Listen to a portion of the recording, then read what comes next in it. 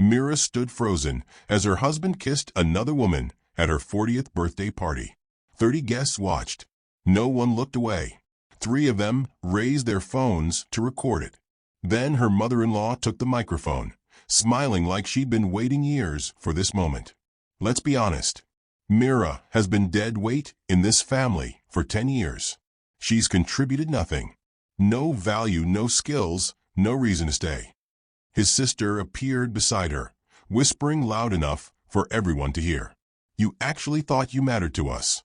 God, that's pathetic. They humiliated her with slideshow captions mocking every failure. They toasted to her removal from the family. They celebrated her destruction like it was entertainment. But hidden in Mira's pocket was a brass compass and a secret her dying mother had left her 3 days earlier. A secret worth $20 billion. And by Monday morning, the people laughing at her birthday would be the ones losing everything they thought they owned. Hi, my wonderful friends. Welcome to Mr. William Chronicles, where powerful stories reveal life's deepest truths. Before we continue with Mira's journey, do me a favor. Hit that subscribe button right now and join this family of story lovers. It helps to grow the channel and brings you these powerful stories. Drop a comment telling me where you're watching from and what time it is.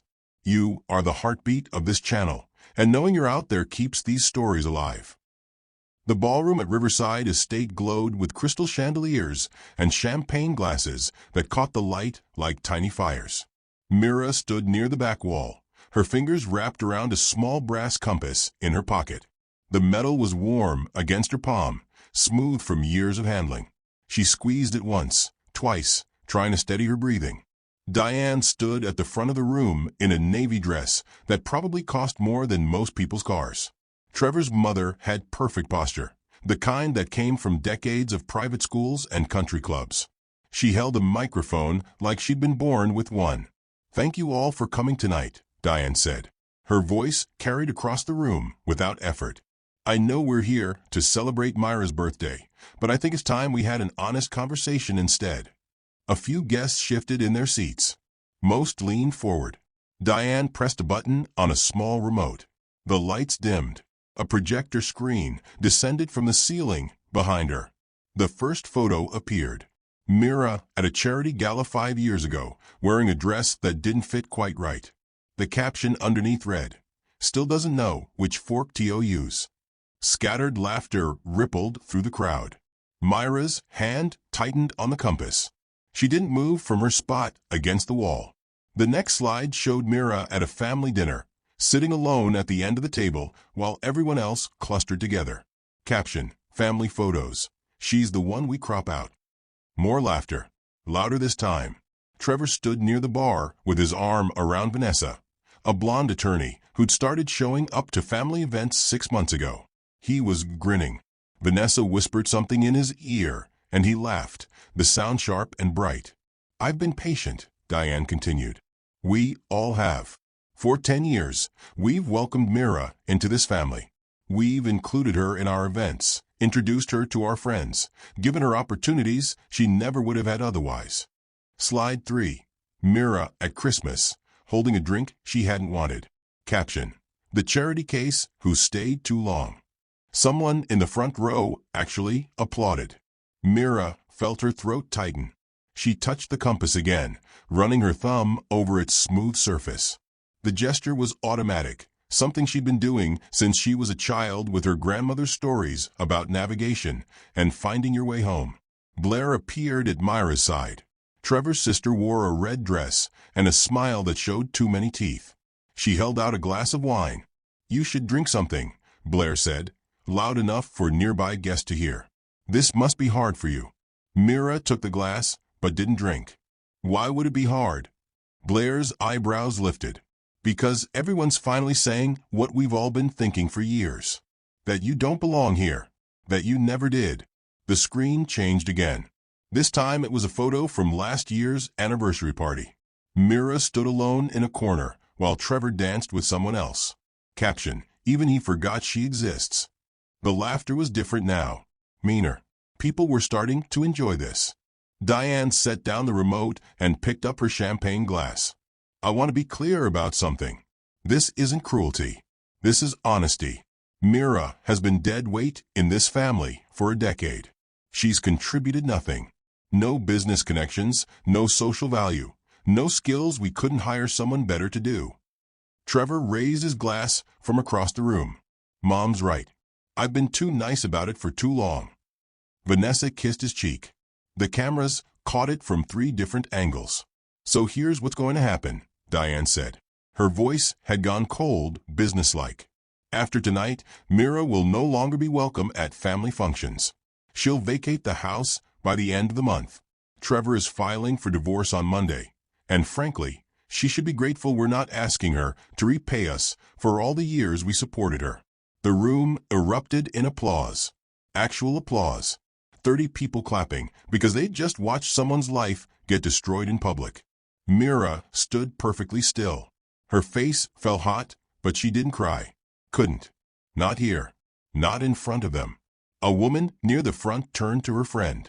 I always knew she was just using him for his money. Another voice, male.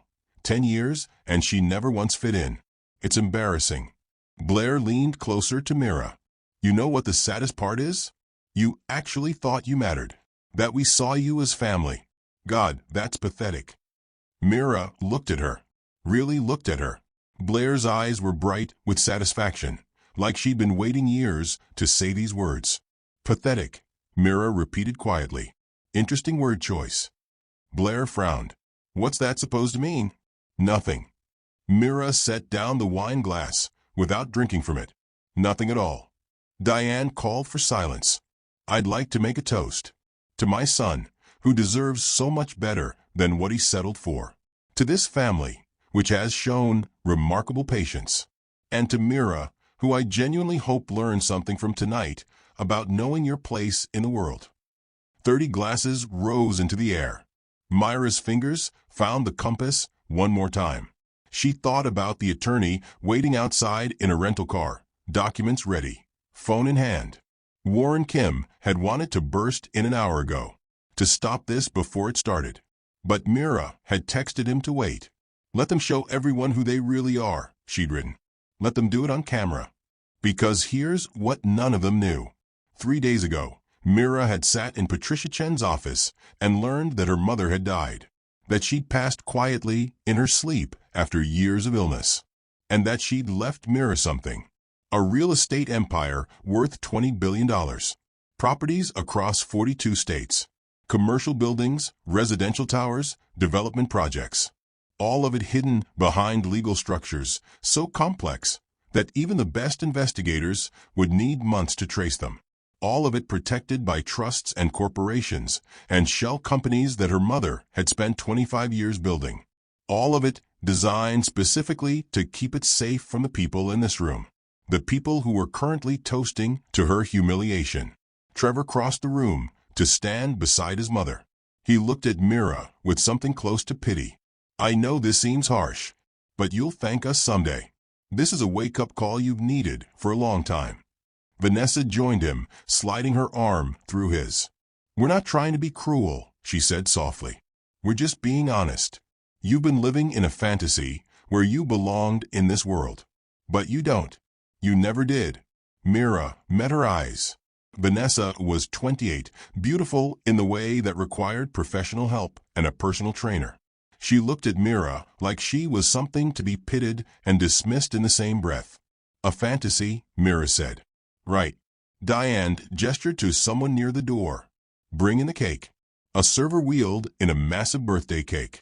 3 tiers, covered in white frosting and gold details. 40 candles blazed on top. The crowd gathered around, phones out, ready to capture whatever came next. Make a wish, Trevor said. He was smiling.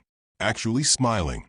Mira looked at the cake, at the candles, at 30 faces watching her with expressions ranging from amusement to barely concealed glee. She thought about the Riverside estate, this sprawling mansion, with its crystal chandeliers and marble floors. The property that had been in Trevor's family for 3 generations. Except it hadn't been. Not really. Myra's mother had bought it anonymously 8 years ago through a web of holding companies. She'd let the family continue living here, continue believing they owned it, while legally transferring every deed, every title, every piece of paper to structures that now belonged to Mira. They were celebrating her destruction in a house she owned, drinking wine she paid for, recording their cruelty on phones bought with money from trust funds she now controlled. Mira closed her eyes and blew out the candles. The crowd sang "Happy Birthday," off-key, mocking, laughing through the words. When it was over, Diane took the microphone again. "Before we cut the cake, I want Mira to say a few words. After all, this is her party, her last party with this family."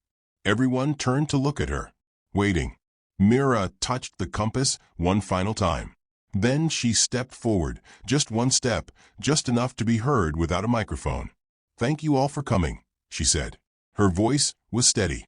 "Thank you for showing me exactly who you are. Thank you for making sure everyone could see it." Diane's smile faltered. "What's that supposed to mean?" Mira didn't answer. She turned and walked toward the exit, her heels clicking against the marble floor. Behind her, the crowd murmured in confusion. "That's it," Blair called out. "You're just leaving?" Mira pushed open the door and stepped into the cool night air. Warren's car was waiting at the end of the drive, headlights cutting through the darkness. Behind her, through the open door, she could hear them laughing again, celebrating, planning their next move. They had no idea what was coming. By Monday morning, everything they thought they owned would be frozen, suspended, recalled. Every account, every property, every piece of their carefully constructed world. And they would finally understand what it felt like to be powerless. Mira got into the car. Warren looked at her with concern. "You okay?" She pulled out her phone and opened the video one of the guests had already posted. It had been live-streamed. 3,000 people had watched in real time. The comments were brutal, but not in the way the family expected. Did they really just humiliate her on camera? "This is disgusting. Someone find out who these people are. I hope she destroys them." Mira smiled. "I'm perfect. Let's go." Warren pulled away from Riverside Estate, leaving the lights and the laughter behind. The real party was about to begin. 3 days before the party, Mira sat in an attorney's office that smelled like old books and expensive coffee. The call had come at 6 in the morning. A woman's voice, gentle but professional, asking if she could come in right away. Important matters regarding her mother's estate. Mira had thrown on jeans and a sweater, grabbed the brass compass from her nightstand without thinking, and driven across town in a fog of confusion. Now she sat across from Patricia Chun, a woman in her 50s with silver streaks in her dark hair and eyes that had probably seen everything twice. "Your mother passed 2 nights ago," Patricia said. The hospice nurse said it was peaceful. She simply stopped breathing in her sleep. Myra's hands went numb. She'd known it was coming. Her mother had been sick for 3 years, getting worse every month. But knowing didn't make it easier. "I spoke with her last week," Mira heard herself say. "She sounded tired, but okay. She told me to keep the compass with me. Said I'd need it soon." Patricia nodded slowly. "Your mother was a very deliberate woman. Everything she did had a purpose. She was a property manager. She worked 12-hour days and lived in a 1-bedroom apartment. She drove the same car for 15 years. Myra's voice cracked. She never had enough money for anything. That's what she wanted people to believe. Patricia opened a leather folder and slid it across the desk. But your mother was also something else. Something she spent 25 years building in absolute secrecy. Mira looked down at the papers. Corporation names she didn't recognize. Property addresses in cities she'd never visited. Legal terms that might as well have been written in another language. I don't understand. Patricia leaned forward. Your mother owned a real estate empire worth approximately $20 billion. The words hung in the air like smoke. Mira blinked. Once. Twice. Waited for them to make sense. They didn't. That's impossible. It's not only possible, it's meticulously documented. Patricia pulled out another folder, this one thicker. Commercial buildings in Manhattan. Residential towers in Los Angeles. Development projects in Chicago, Houston, Seattle, Miami. 42 states. Hundreds of properties. all hidden behind shell companies holding corporations and trust structures so complex that even forensic accountants would need months to untangle them. Myra's heart was pounding, so hard she could feel it in her throat. My mother worked for a regional property management company. I saw her paycheck stubs. I helped her budget for groceries. She did work there, yes. And she did budget carefully, because every extra dollar went into building this. Patricia tapped the folder. She started 26 years ago with a single duplex, bought under a corporate name. Used the rental income to buy another property, then another. Leveraged each purchase to acquire more. Reinvested every profit. Never touched a penny for herself. Why? The word came out as a whisper. Patricia's expression softened. Because she knew what kind of family you were marrying into. Myra felt something cold settle in her chest. What does that mean? Your mother did extensive research before your wedding. She discovered that Trevor's family has a pattern. They marry for money, then systematically drain their partners dry. His father did it to 3 different wives. His grandfather did it to 2. The family specializes in finding wealthy spouses, bleeding them financially, then discarding them with nothing. But I wasn't wealthy when Trevor married me. Exactly. Which is why they've treated you the way they have for 10 years. Patricia pulled out another document. Your mother understood that you married for love. That Trevor seemed different. But she also understood that eventually, his family would show their true nature. And when they did, she wanted you to have power they couldn't touch. Myra's hands were shaking. She pressed them flat against the desk. This can't be real. It's real. And it's protected. Your mother created legal structures specifically designed to keep this money safe from marital claims, from lawsuits, from any attempt Trevor's family might make to access it. Everything is in trusts that only you control. Everything is shielded by state laws that make it untouchable. Patricia pulled out an envelope. Cream-colored, expensive paper. Myra's name written in her mother's handwriting. She asked me to give you this after I explained everything. Myra took the envelope with trembling fingers. Inside was a single page, her mother's familiar script covering both sides. My dearest Myra, if you're reading this, I'm gone. I'm sorry I couldn't tell you about any of this while I was alive. I'm sorry I let you think I was struggling when I was actually building you an empire. But secrecy was the only way to protect it. I watched Trevor's family for 10 years. I saw how they looked at you. How Diane calculated your worth at every gathering. How Blair measured you against their standards and found you wanting. How Trevor slowly stopped defending you in front of them. I knew what was coming. They would wait until they were certain you had nothing they wanted. Then they would humiliate you. Publicly. Completely.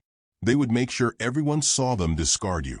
Because cruelty is how they maintain their social position. When that happens, baby, and it will happen, I need you to let them do it. Let them show the world exactly who they are. Let them destroy you in front of cameras and witnesses. Let them celebrate it. Because hidden in my old compass, the one my mother gave me, the one I gave you when you turned 16, is the name of the attorney handling my estate. Patricia Chun. She's the best. She's been with me since the beginning.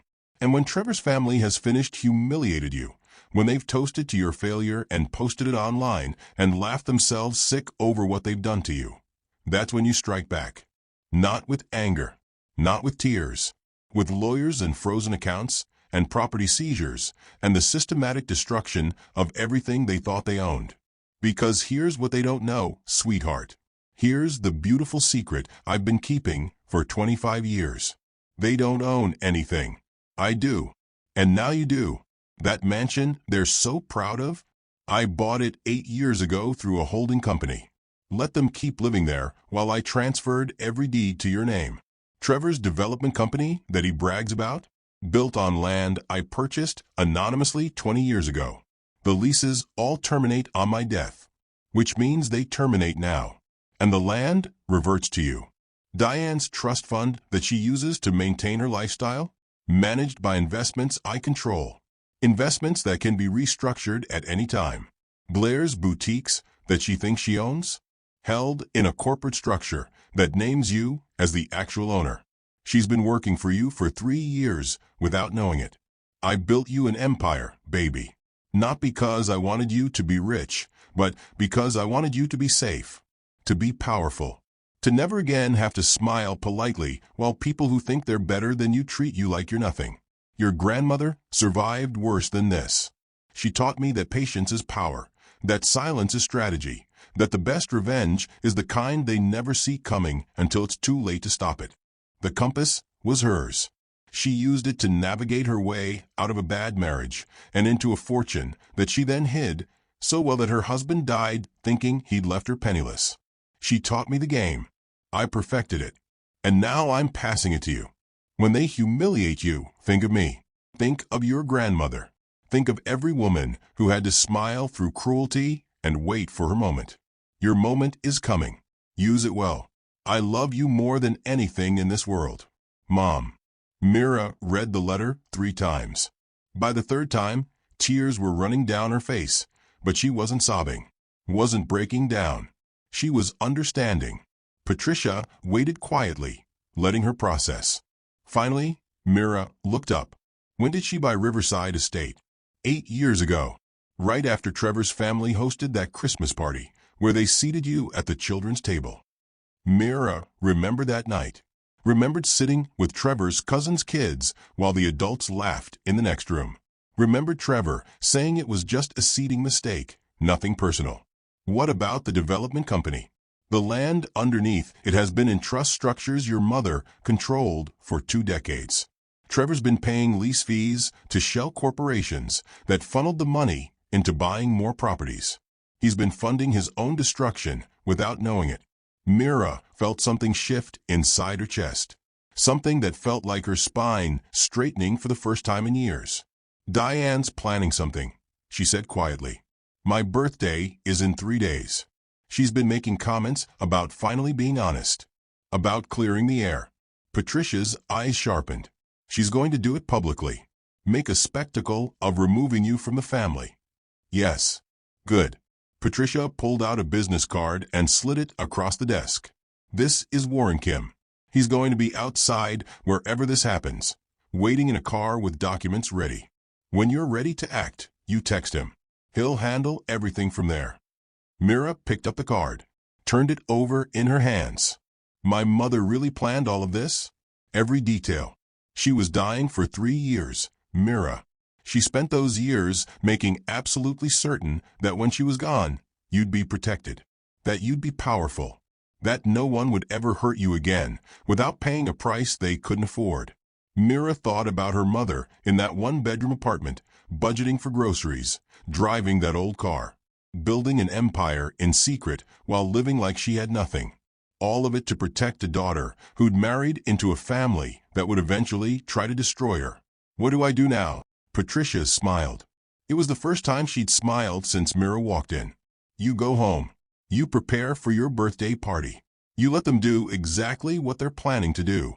And when it's over, when they've shown the world who they really are, you call Warren. And then we take everything. Mira stood up. Her legs felt stronger than they had in years. She tucked the compass into her pocket, feeling its familiar weight. Thank you for taking care of her. She was remarkable. And so are you. Patricia walked her to the door. One more thing. Your mother made me promise to tell you this. She said you'd know when you needed to hear it. What? She said to remember that the compass doesn't just show you where you are. It shows you every direction you can go. And none of them lead backward. Mira nodded. She couldn't speak past the thickness in her throat. She walked out of the office into morning sunlight that felt different than it had an hour ago. Brighter, sharper.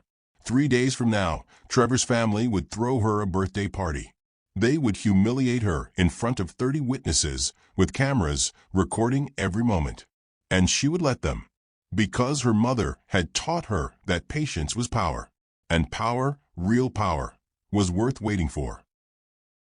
Back at the party, Mira stood in the hallway outside the ballroom, listening to the laughter inside. They thought she'd left for good.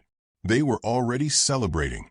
She touched the compass in her pocket one more time, then walked back through the doors. The conversation died immediately.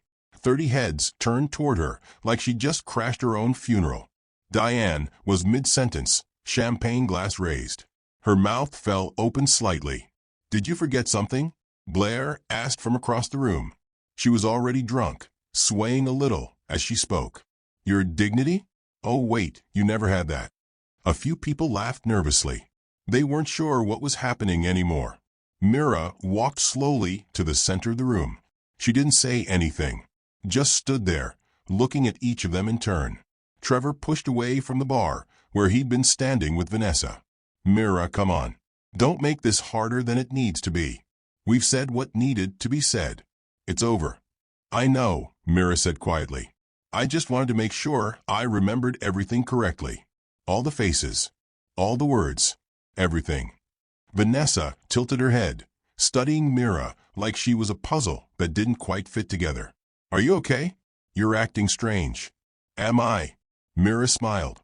It felt foreign on her face, like wearing someone else's clothes. "I thought I was acting exactly like someone who just got humiliated at her own birthday party should act." Diane set down her champagne glass with a sharp click. "If you're here for an apology, you're wasting your time. Everything I said was true. You've been a burden on this family for 10 years. It needed to be said." "You're right," Mira agreed. "It did need to be said. And I'm glad you said it in front of all these people. I'm glad they recorded it. I'm glad it's already online." Something flickered across Diane's face. Confusion, maybe. Or the first whisper of concern. Blair crossed the room, her heels clicking loudly on the marble floor. "What's that supposed to mean? You're glad we exposed you? God, you really are pathetic." Mira looked at her. Really looked at her. Blair was 35, pretty in an expensive way that required constant maintenance. She'd opened 3 boutiques in the last 2 years, talked constantly about her business success, about being a self-made entrepreneur. "Tell me about your boutiques," Mira said. "You must be so proud of them." Blair blinked, thrown off balance. "What? Why would you care about my boutiques?" "I'm just curious. You talk about them all the time. How you built them from nothing. How you're such a brilliant businesswoman." "I am." Blair's chin lifted. "Unlike some people, I actually contribute something to the world. I don't just attach myself to successful families and hope nobody notices I'm useless." Several people nodded. A man near the front murmured agreement. Mira nodded slowly. "That's fascinating. And the buildings where your boutiques are located, did you buy those or lease them?" "I own them," Blair said proudly. "Well, they're in a corporate structure for tax purposes, but they're mine." "Why?" "Just wondering." Mira turned to Diane. "And your trust fund, the one you use for your lifestyle, who manages that?" Diane's eyes narrowed. "Why are you asking these questions?" "Making conversation." Mira looked at Trevor. "And your development company, the one you're always talking about at dinner parties, how long have you had it?" Trevor exchanged a glance with his mother. 5 years. "Why?" "The land you build on, do you own it?" "We lease it from a holding company. Long-term lease. Basically the same as owning." "Mira, what is this about?" Mira didn't answer. She was looking at the faces around the room now. Some confused, some annoyed, a few starting to look uncomfortable. A woman in a green dress spoke up from near the fireplace. "I think she's having some kind of breakdown. Should someone call someone?" "I'm fine," Mira said. "Actually, I'm better than I've been in a long time." Vanessa stepped forward, her expression shifting to something that might have been concern if it wasn't so clearly fake. "Mira, I know tonight was hard, but lashing out isn't going to change anything. You need to accept reality and move forward." "Reality." Mira tested the word. "That's interesting. What if reality isn't what you think it is?" "Okay, this is getting weird." Blair grabbed Myra's arm. "You need to leave. Now. Before you embarrass yourself even more." Mira looked down at Blair's hand on her arm. "Don't touch me." Something in her voice made Blair let go immediately. Diane moved closer, her face hardening. "I've been patient with you, Mira. More patient than you deserved. But if you're going to stand here making cryptic statements and wasting everyone's time, I'll have security escort you out." Security. Mira almost laughed. The security guards who work at Riverside Estate? The ones employed by the property management company. Yes, those security guards. The ones I pay. Right. Mira pulled out her phone. Actually, before you do that, I want to show you all something. She opened her email and pulled up a video. Turned the volume up. Hit play. It was footage from a party. From 30 minutes ago. Diane's voice filled the room. Let's be honest. Mira has been dead weight in this family for 10 years. The slideshow played again on Myra's phone screen, tiny but clear. Each cruel caption visible. Trevor's voice, Mom's right. I've been too nice about it for too long. The timestamp showed it had been posted to a viral video account 18 minutes ago. The view count was already at 15,000. Diane's face went pale. Turn that off. Mira kept it playing. Blair's voice came through. You actually thought you mattered. That we saw you as family. God, that's pathetic. The final toast. Diane raising her glass. To Mira, who I genuinely hope learned something from tonight about knowing your place in the world. Mira stopped the video. The silence in the room was absolute. It's already been shared 400 times, Mira said quietly. The comments are interesting. Want to hear some? Nobody answered. Mira scrolled through them anyway. This is the cruelest thing I've ever seen. Someone needs to find out who these people are. I hope she destroys them all. This family deserves whatever's coming. Trevor snatched the phone from her hand. Looked at the screen. His face went from red to white in seconds.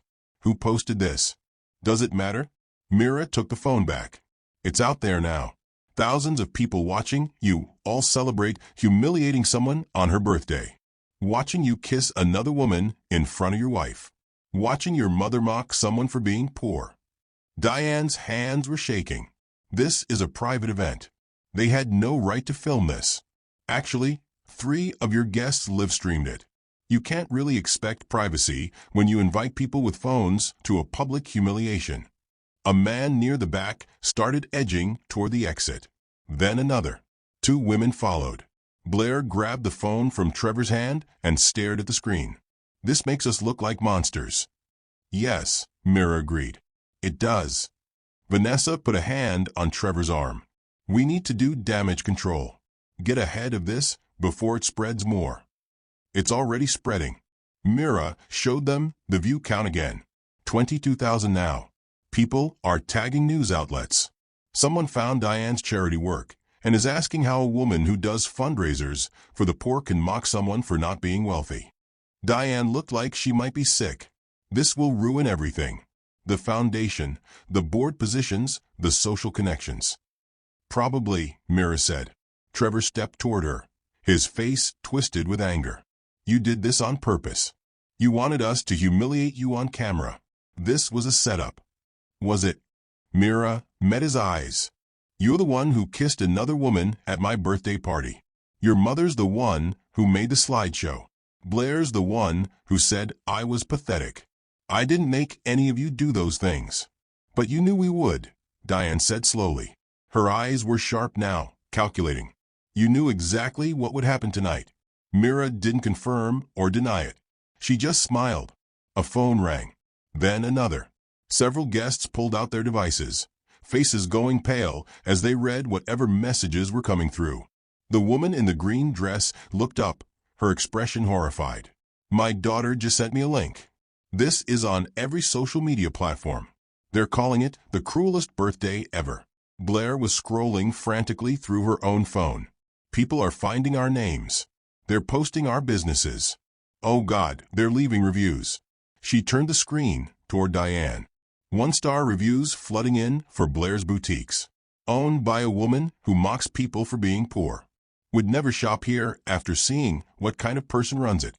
Cruelty isn't fashionable. Trevor's phone buzzed. He answered it, listened for 10 seconds, then hung up. His face had gone completely white. That was my business partner. He wants an emergency meeting tomorrow. Says clients are already pulling out because of the video.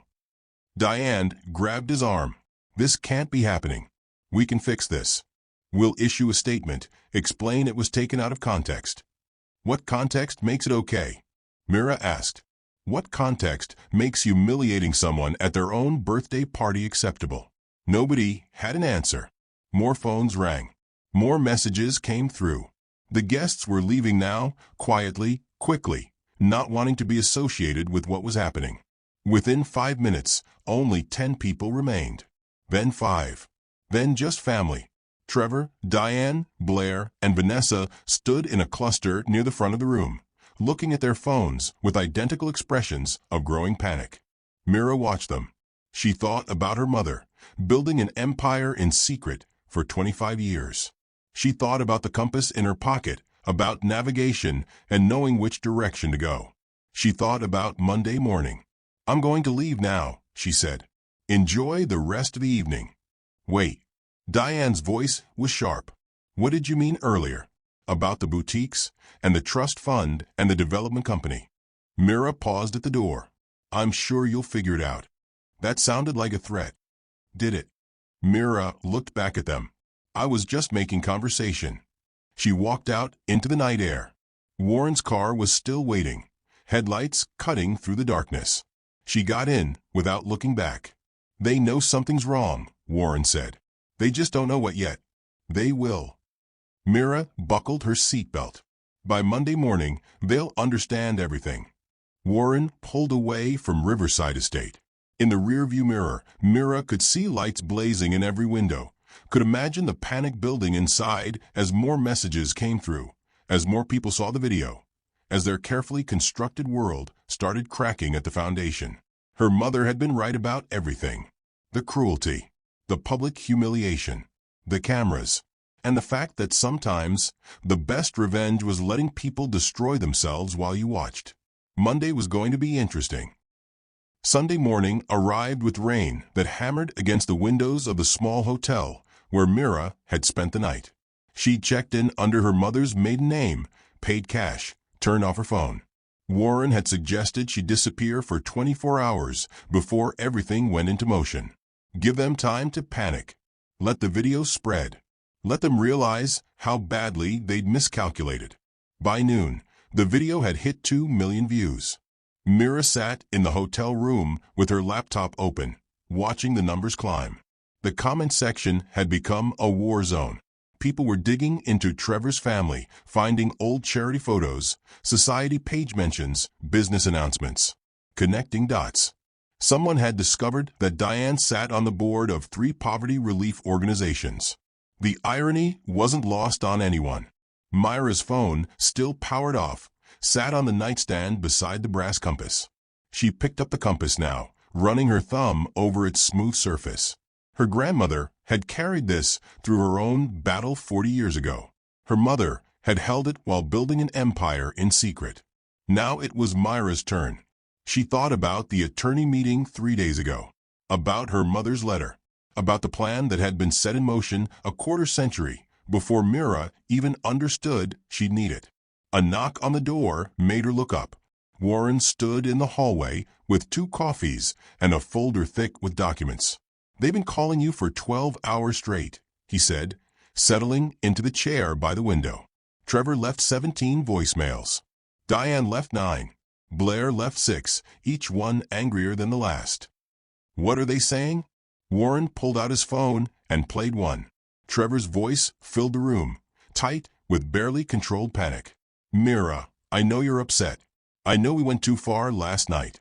But this video is destroying us. Please, we need to talk about taking it down. Call me back." The next one was different. Angrier. "This is ridiculous. You're acting like a child. Whatever point you're trying to make, you've made it. Now fix this before you ruin everything." Diane's voicemails were colder. "I don't know what game you're playing, but it ends now. We'll discuss appropriate consequences for your behavior when you decide to act like an adult." Blair's were just vicious. "You think you're clever? You think this changes anything? You're still nothing. You'll always be nothing. And when this back bows on you, don't come crying to us." Mira listened to all of them without expression. When the last one finished, she looked at Warren. "What about the legal side? Everything's ready.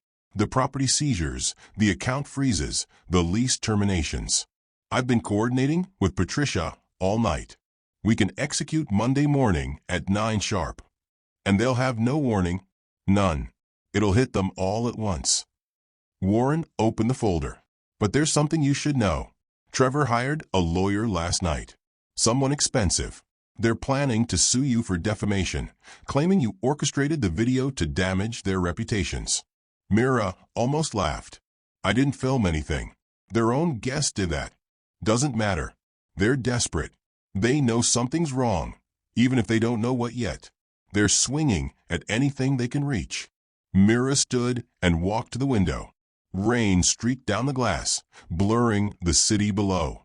Somewhere out there, Trevor's family was scrambling, making calls, hiring lawyers, trying to control damage they didn't even fully understand yet. My mother would have loved this part, she said quietly. The waiting, the watching. She always said anticipation was sharper than action. Warren nodded. She was brilliant. 25 years of planning, and they never suspected a thing. Because she lived like she had nothing. Mira touched the window, feeling the cold glass against her palm. She could have used that money, could have made her life easier. But she didn't. She just kept building, kept protecting me, kept preparing for this exact moment. Do you want to proceed tomorrow, or do you need more time? Mira thought about her mother in that one-bedroom apartment, thought about her grandmother carrying this same compass through her own war. Thought about 10 years of smiling politely while Trevor's family treated her like furniture they'd eventually throw away. We proceed. 9 o'clock tomorrow. Warren stood to leave, then paused. One more thing. The video's being picked up by news outlets. By tomorrow morning, this won't just be viral on social media. It'll be everywhere. After he left, Mira powered on her phone. It immediately exploded with notifications. Texts, calls, voicemails, emails. She ignored all of them and opened a private folder. Photos from the last 10 years. Christmas at Riverside Estate. Seated at the children's table while adults laughed in the next room. Trevor's birthday party 3 years ago, where his mother had introduced him to Vanessa for the first time. Mira had been right there, watching it happen. Family vacation in the Hamptons, where Blair had accidentally booked only 3 bedrooms for 4 adults, forcing Mira to sleep on a couch. Charity galas, where Diane would introduce Trevor and Blair to important people, then walk away when those people tried to include Mira in the conversation. 10 years of small cruelties. 10 years of being erased, dismissed, tolerated, but never welcomed. Her mother had seen all, had documented it, had known exactly where it was leading. Myra's phone buzzed. A text from an unknown number.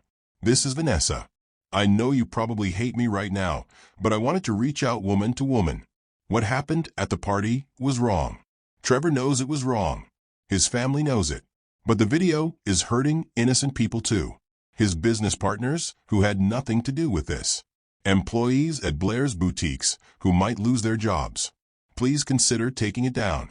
Mira stared at the message. Woman to woman. As if Vanessa hadn't been kissing Trevor in front of cameras. As if she hadn't whispered cruel things while everyone watched. She typed back. I didn't post the video. I didn't film it. I didn't share it. I just attended my own birthday party. The response came quickly. But you knew they would humiliate you. You planned this. Mira smiled at the screen. Did I? Or did they just show everyone who they really are? She turned off the phone again before Vanessa could respond. The rain continued through the afternoon. Mira ordered room service, ate without tasting anything, and thought about Monday morning. She pulled out her mother's letter again, reading it for probably the 20th time since Patricia had given it to her. When they humiliate you, think of me. Think of your grandmother. Think of every woman who had to smile through cruelty and wait for her moment. Your moment is coming. Her moment was 18 hours away. At midnight, unable to sleep, Mira turned on the news. The video had made it to cable networks. A legal analyst was discussing whether the family could claim privacy violations. A social media expert was analyzing the viral spread patterns. A therapist was talking about public humiliation and psychological abuse. Nobody was defending Trevor's family. Nobody. The anchor, a woman in her 40s with sharp eyes, looked directly at the camera.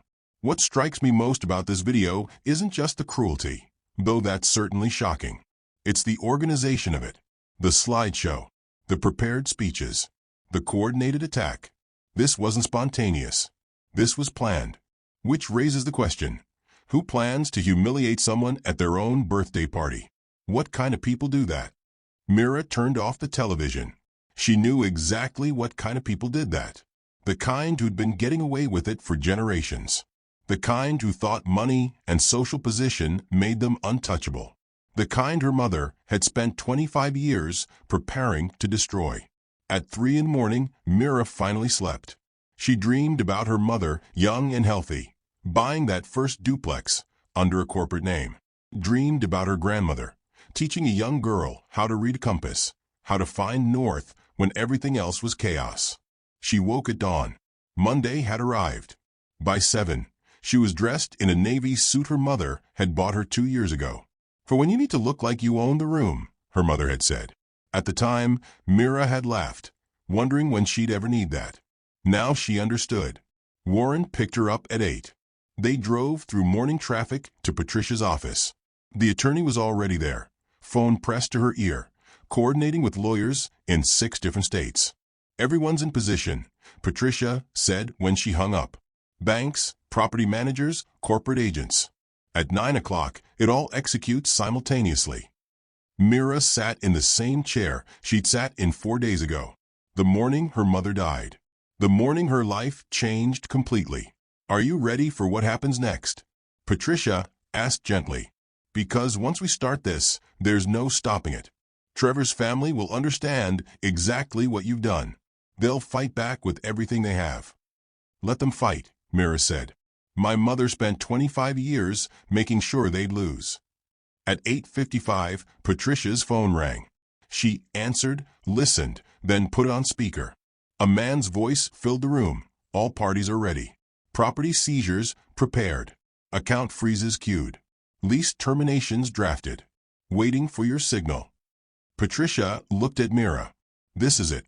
Once I give the word, everything changes. Are you absolutely certain? Mira thought about the party, about the slideshow, about Trevor kissing Vanessa, while 30 people recorded it, about Diane's toast, about Blair's cruelty. She thought about her mother, dying in a 1-bedroom apartment while secretly owning half the city. She thought about her grandmother, navigating her own battle with nothing but a brass compass and patience. She touched the compass in her pocket one final time. I'm certain. Patricia nodded and spoke into the phone. Execute. All of it. Now. Somewhere across the city, in dozens of offices and banks and law firms, people began making calls, sending emails, filing paperwork, setting in motion the systematic destruction of everything Trevor's family thought they owned. And Mira sat in Patricia's office, holding her grandmother's compass, waiting for the phone calls that would start any minute. The calls where Trevor would realize his accounts were frozen, where Diane would discover her trust fund payments had stopped, where Blair would learn her boutiques were being seized for code violations and unpaid fees, where Vanessa would understand that the man she'd attached herself to had nothing left to offer. The reckoning had begun. If you're still watching and feeling that fire building right now, tap that like button. You know what's coming for them. Show this story some love with a like and comment, I see you, Mira, if you're rooting for her. Subscribe to the channel if you are enjoying this story, so that you do not miss many of our stories just like this one. Trevor's phone rang at 9:03 Monday morning. He was still in bed, Vanessa beside him. Both of them exhausted from a weekend of damage control that hadn't controlled anything. The video had hit 5 million views. News outlets were running stories. His business partner had called an emergency board meeting for 10 o'clock. He grabbed the phone without looking at the caller ID. This is Trevor. Mr. Whitfield, this is First National Bank. I'm calling regarding your business accounts. Trevor sat up, suddenly awake. What about them? They've been frozen pending ownership verification.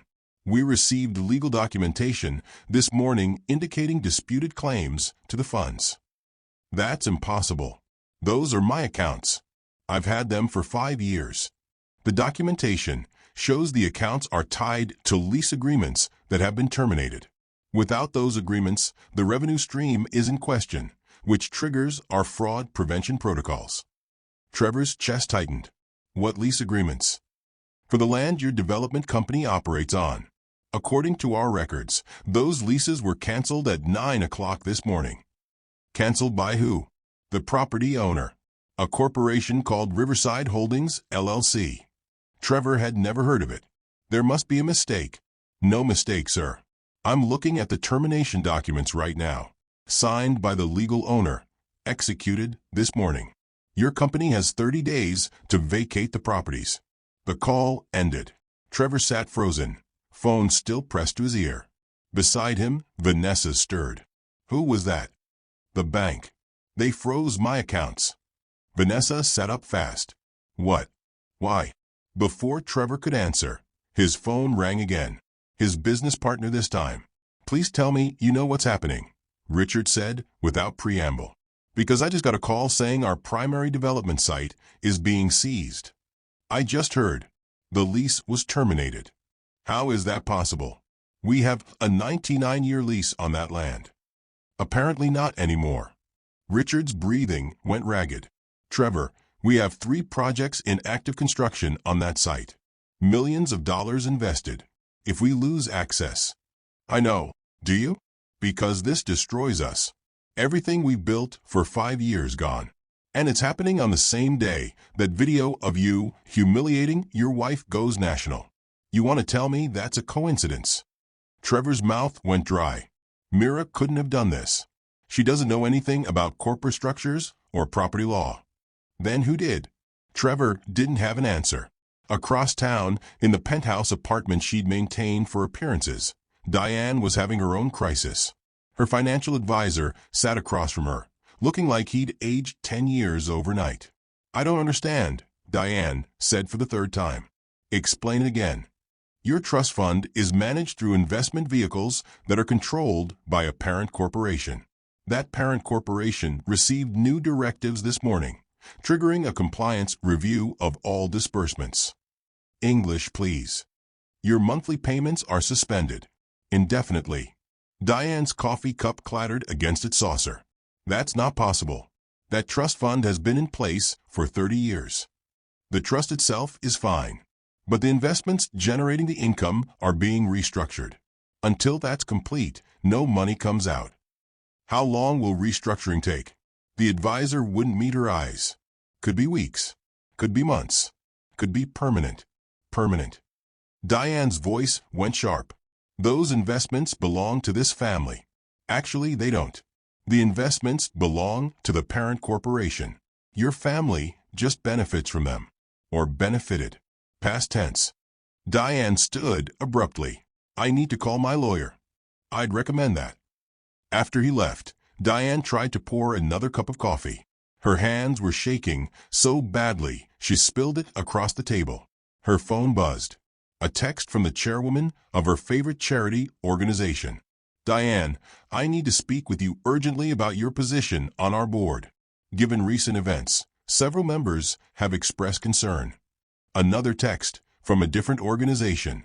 The executive committee has called an emergency meeting regarding the video. We'll need to discuss your continued involvement. A third text from a Society magazine editor. We're running a story about the birthday party incident. Would you like to comment? Diane threw the phone across the room. It hit the wall and shattered. At Blair's flagship boutique downtown, things were even worse. 2 inspectors from the city stood inside, clipboards in hand, marking violation after violation. Fire code noncompliance here, one said, pointing to a blocked emergency exit. Electrical issues here, the other added, checking the ancient wiring. Blair followed them frantically. These are minor issues. We can fix them immediately. Doesn't work that way. These violations require immediate closure until remediation is complete and reinspection passes. You're shutting me down? All 3 locations. Pending safety compliance. This is insane. I've been operating for 2 years without any problems. The inspector looked at her with something close to pity. Buildings change hands. New owners request inspections. It's standard procedure. New owners? I own these buildings. According to our records, these properties are held in a corporate structure that just transferred majority ownership this morning. New owner requested immediate safety audits on all holdings. Blair's vision blurred. Who's the new owner? Can't disclose that information. Corporate privacy laws. But Blair already knew. She pulled out her phone and called Trevor. He answered on the first ring. Tell me you're experiencing weird corporate problems, Blair said. Frozen accounts and canceled leases. Boutiques shut down for code violations that didn't exist Friday. Trevor, this is Mira. It can't be. She doesn't have this kind of power. Then explain it. Because everything's happening at once. Right after that video went viral. Right after Blair stopped. Realization hitting her like cold water. Right after we destroyed her on camera. Silence on the other end. She planned this, Blair whispered. She wanted us to humiliate her. She wanted it on video. She wanted the whole world to see what we did to her. But why? So that when she destroyed us, everyone would understand why. Trevor hung up and immediately called his mother. Diane answered, sounding broken. Tell me you still have money, Trevor said. Trust funds frozen. Every charity board I sit on is questioning my position. The society pages are running hit pieces. Accounts frozen. Business partner threatening to sue. The land we've been building on for 5 years just got yanked out from under us. Diane's breathing went shallow. This is coordinated. Someone planned this. Blair thinks it's Mira. Don't be absurd. Mira doesn't have the intelligence or resources to pull off something like this. Then who does? Neither of them had an answer. At 11 o'clock, they gathered at Riverside Estate. Trevor, Diane, Blair, and Vanessa. For people watching their world crumble in real time. We need to figure out who's behind this, Diane said. She'd changed into a fresh outfit, reapplied her makeup, but her hands still trembled slightly. Someone with serious money and connections is targeting us. It's Mira, Blair insisted. It has to be. How? Trevor demanded. She has no money, no connections, no business experience. She couldn't orchestrate something this complex. Maybe she hired someone, a lawyer or consultant, or... With what money? Diane interrupted. We've seen her bank statements. She has barely enough to cover rent. Vanessa, who'd been quiet until now, spoke up. What if she's been hiding money? What if she had resources we didn't know about? From where? Trevor snapped. Her mother was a property manager who died broke. Did she though? Vanessa pulled out her phone. Because I've been doing some research. Myra's mother worked for Riverside Property Management for 26 years. That company manages hundreds of buildings across the state. So, she was an employee, not an owner. What if she was both? What if Myra's mother wasn't just working there, but secretly building something on the side? Diane shook her head. That's conspiracy theory thinking. We're dealing with facts here. Blair's phone buzzed. She looked at the screen and went pale. It's my landlord. He's calling about the boutique spaces. She answered on speaker. This is Blair. Ms. Whitfield, I'm calling to inform you that your lease agreements have been terminated effective immediately. You can't do that. I have a 5-year lease. The property was sold this morning to a new owner who's exercising their right to terminate all existing leases and restructure the buildings. Who bought it? Corporate entity. I'm not at liberty to say more. The call ended. For people sat in silence, the weight of understanding finally settling over them. Trevor stood and walked to the window overlooking the estate grounds. The gardens his family had maintained for 3 generations. The tennis courts where he'd learned to play as a child. The pool where summer parties had been legendary. What if this house isn't ours either? He said quietly. Diane stood so fast her chair fell over. Don't say that. Don't even think it. Riverside Estate has been in this family for 70 years. Has it? Trevor turned to face her. Or have we just been living here? Who actually holds a deed? The family trust. Obviously. Check. Trevor, this is paranoid. Check the deed. Right now. Diane pulled out her phone with shaking hands, called the family lawyer, put it on speaker. "I need you to verify the ownership status of Riverside Estate," she said without greeting. Papers shuffled on the other end. A long pause. "Ms. Whitfield, according to the records I'm looking at, Riverside Estate was sold 8 years ago to a holding company called Riverside Holdings, LLC. The room went silent. "That's impossible," Diane whispered. "The deed transfer is properly recorded and filed. Your family has been operating under a residency agreement that, as of this morning, appears to have been terminated." "Terminated by who?" "The legal owner of the property." "Who is the legal owner?" "I can't disclose that without proper authorization. But I can tell you that you should probably consult with a real estate attorney immediately." Diane dropped the phone. Trevor picked up. "This is Trevor Whitfield. Can you tell me anything about Riverside Holdings, LLC? When it was formed, who controls it, anything?" More papers shuffling. "Formed 26 years ago. Registered in Delaware. Owned by another holding company, which is owned by another, which is owned by a trust.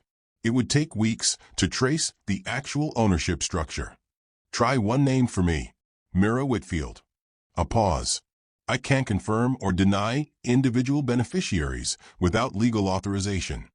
"But you're not saying no." "Mr. Whitfield, I strongly suggest you retain counsel. Good luck." The line went dead, for people stood in a mansion they might not own, looking at each other with growing horror. "Her mother," Diane said slowly. "Myra's mother." "What was her name?" "Catherine," Trevor said. "Catherine Marsh." "Call Patricia Chun," Vanessa said suddenly. "The attorney. If Myra's mother had an estate lawyer, it would be someone local, someone who handles property law." Trevor Googled the name, found an office downtown, called. A receptionist answered. "Chun Legal Associates. I need to speak with Patricia Chun. It's urgent. Ms. Chun is in a meeting. Can I take a message? Tell her Trevor Whitfield is calling about Catherine Marsh's estate." A long pause. "Please hold." 2 minutes later, Patricia's voice came through. Cool, professional. "Mr. Whitfield.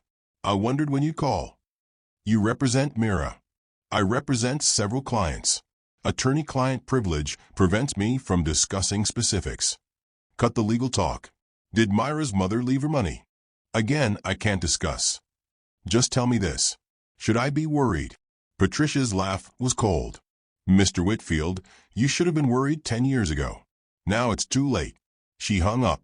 Trevor looked at his mother, his sister, and the woman he'd been planning to replace his wife with. "We're finished," he said. "Whatever Mira has planned, whatever her mother set up, it's already in motion." And we walked right into it. Diane sank into a chair. "The party. She let us humiliate her on purpose. She wanted the world to see what we did," Blair added, "so that when she destroyed us, no one would feel sorry for us." Vanessa stood. "I need to go." Trevor grabbed her arm. "You're leaving?" "What exactly am I staying for? You're broke. Your family's broke. Your house isn't even yours.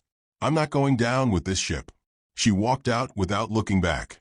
Trevor watched her go, then turned to his mother and sister. "We need to find Mira. We need to fix this before it gets worse." "It's already worse," Diane said. Her voice had gone flat, defeated. "And something tells me she's just getting started." The letter arrived Tuesday morning at Riverside Estate, delivered by courier. Plain white envelope, no return address. Just 3 words on the front. The Whitfield family. Diane opened it with trembling hands. Inside was a single card with an address downtown and a time, 2 p.m. today. Below that, one sentence, "Come alone or don't come at all." No signature, no explanation, but they all knew who sent it. At 1:30, Trevor, Diane, and Blair stood in the driveway arguing about whether to go. "This could be a trap," Blair said. "She could have lawyers waiting to serve us with something." "We're already being served with everything," Trevor countered. "Yesterday, alone, I got hit with 3 different lawsuits. What's one more?" Diane stared at the card. "We don't have a choice. We need to know what she wants." "What she wants?" Blair laughed bitterly. "She wants us destroyed. She's already doing it. Then maybe we can negotiate." Offer her something to make this stop. With what? Trevor gestured at the estate around them. We don't own anything anymore. Every asset we thought we had is either frozen or seized or tied up in legal structures we can't access. Diane's phone buzzed. Another charity board requesting her resignation. She silenced it without reading the full message. We go, she said firmly. All three of us. If she wants us there, we'll be there. The address led to a high-rise in the financial district. The kind of building with marble lobbies and security guards who looked like they could break you in half without effort. A receptionist directed them to the 42nd floor. The elevator ride felt like descending into something rather than rising above it. The doors opened to a reception area that screamed money.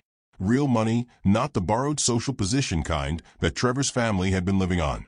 Ms. Whitfield is expecting you, the receptionist said. Conference room 3. They walked down a hallway lined with abstract art that probably cost more than most people's houses. At the end, double doors stood open. Inside, floor-to-ceiling windows overlooked the entire city. A long conference table dominated the space. And at the head of that table sat Mira. She changed. Not her clothes, though the tailored suit was new and obviously expensive. But something in her posture, her expression, the way she looked at them as they entered. She didn't stand, didn't smile, just gestured to the chairs across from her. Sit. Trevor started to speak, but Diane grabbed his arm. They sat. Mira let the silence stretch for a full minute. On the table in front of her sat a single folder. She didn't touch it. Just let them see it, let them wonder what was inside. Finally, Blair broke. What do you want? Want. Mira tilted her head slightly. I want a lot of things. I want my mother back. I want the last 10 years of my life returned. I want every smile I forced, every insult I swallowed, every time I pretended not to notice how much you all hated me. But I can't have those things. So I'll settle for this. She pushed a folder across the table. Diane opened it. Her face went from pale to gray as she read. This is everything, she whispered. Every property, every account, every asset. It's all yours. Not mine, Mira corrected. It was always mine. My mother spent 25 years building it. She just let you think it was yours. Trevor grabbed the papers. Scanned them quickly. This says Riverside Estate was purchased 8 years ago. That's impossible. I remember the deed. I've seen it. You saw a copy your family kept from before the sale. My mother bought the property through Riverside Holdings, LLC, and let you continue living there. She thought it was poetic, letting you host your parties and charity galas in a house you didn't own. Blair's hands clenched into fists. Why? If she had all this money, why let us treat her daughter like garbage? Because she knew what you were. She knew that eventually you'd reveal yourselves. That you'd humiliate me so completely that when I took everything, no one would question whether I deserve it. This is insane, Trevor said. Your mother was a property manager. We saw her tax returns when we got married. She made $40,000 a year. She did make that. From her job. The other income went through corporate structures you never thought to look for. She was very good at hiding in plain sight. Mira stood and walked to the windows. The city spread out below her, buildings catching afternoon light. Do you know what it's like? She asked quietly. To love someone who's slowly realizing his family will never accept you? To watch him choose them over you, piece by piece, year by year, until there's nothing left of what you thought you had. Trevor looked down, said nothing. I knew Vanessa wasn't the first, Mira continued. There were others. Quiet things you thought I didn't notice. And maybe I wouldn't have if your family hadn't made it so clear that I deserved whatever you did to me. We were hard on you, Diane said carefully. But we never. You made a slideshow. Mira turned back to face them. You invited 30 people to watch you destroy me on my birthday. You planned it, rehearsed it, made sure it was filmed. So don't tell me you never meant to be cruel. Silence fell again. What happens now? Blair asked. You've taken everything. You've ruined us. Is that enough? Mira sat back down. Here's what happens. Trevor, You're going to sign divorce papers that give you exactly $200,000. One-time payment. No alimony, no property division, no claims to anything else. It's more than you deserve, but my lawyer says it's cleaner this way. Trevor opened his mouth to argue, but Mira held up a hand. You're also going to issue a public apology. Not to me. To every woman you've ever made feel small. You're going to admit what kind of man you are. And then you're going to disappear from my life completely. She turned to Diane. Your trust fund stays frozen, but you'll receive a stipend of $5,000 a month. Enough to live modestly. Not enough to maintain your current lifestyle. You're going to resign from every charity board, every social committee, every position you use to make yourself feel superior to other people. Diane's face crumpled. You're taking my entire life. I'm taking your platform for cruelty. What you do with what's left is up to you. Finally, Mira looked at Blair. Your boutiques are being converted into community centers for low-income women. Job training, financial literacy, small business support. The buildings will be named after my mother. You're welcome to work there if you want. As an employee. Minimum wage to start. Blair's laugh was sharp and broken. You expect me to work retail? In my own stores. They're not your stores. They never were. But yes, that's the offer. You can take it or leave it. Trevor slammed his hand on the table. This is revenge. Pure and simple. You're destroying us because we hurt your feelings. No. Myra's voice went cold. I'm holding you accountable because you're bullies who've spent generations hurting people and facing no consequences. My mother just made sure that when you came for me, I'd have the power to make you stop. She stood. The meeting was over. You have 48 hours to sign the papers. If you don't, everything goes to extended legal battles that will cost you the little I'm offering. Your choice. Diane stood too, grasping for anything. We could fight this. Contest the property transfers. Claim your mother wasn't mentally competent when she set all this up. You could try. Mira smiled for the first time. But my mother spent 25 years making this airtight. She had 3 law firms review everything. She documented every transaction, every transfer, every legal step. You'll lose. And you'll lose publicly. She walked to the door, then paused. The video from my party has 12 million views now. People know who you are. They know what you did. If you drag this out, it just gives them more time to watch you lose everything on camera. You planned this, Blair said. From the beginning. You knew exactly what we do. No. My mother planned it. I just trusted her enough to follow through. Trevor stood abruptly. I loved you. At the beginning. Before my family got in my head. That was real. Mira looked at him for a long moment. Maybe it was. But love isn't worth much when you're too weak to protect it. She left them in the conference room and walked back to her office. Patricia was waiting there, along with Warren. How did it go? Patricia asked. They'll sign. They don't have a choice. And how do you feel? Mira sat down heavily, suddenly exhausted.